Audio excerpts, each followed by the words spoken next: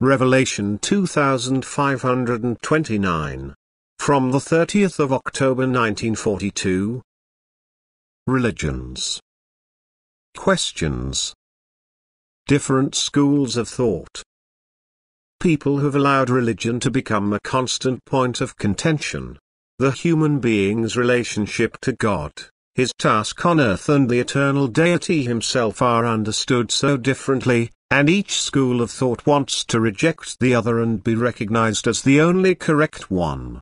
And time and again people made it their task to penetrate this area by means of research, and the result was different schools of thought which again fought each other. The human being believes that he can solve problems with his intellect and disregards the working of the Spirit, that is, he does not try to put himself into a state which alone will bring him complete enlightenment.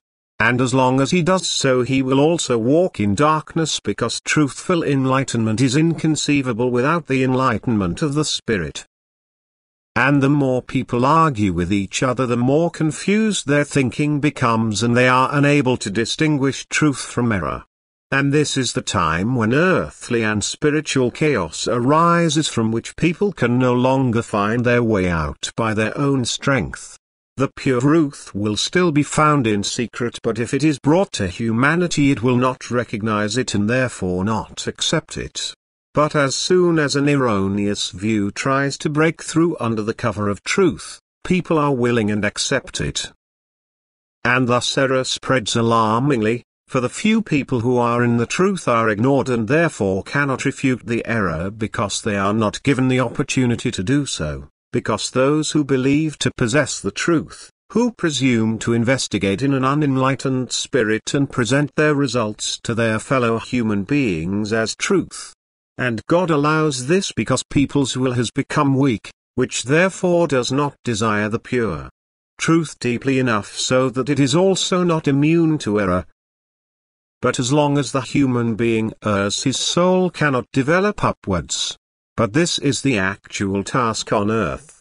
Only striving for truth, for God, allows him to mature spiritually. And the striving for truth must also be connected with love.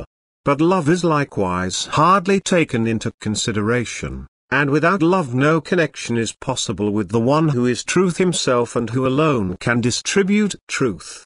Therefore, what is currently taught to people lacks love and therefore also truth, and can therefore never help the human soul to salvation, because the Spirit from God cannot order the thinking of people who believe themselves called to bring enlightenment to their fellow human beings and have not yet fulfilled any prerequisite which results in the working of the Spirit in the human being.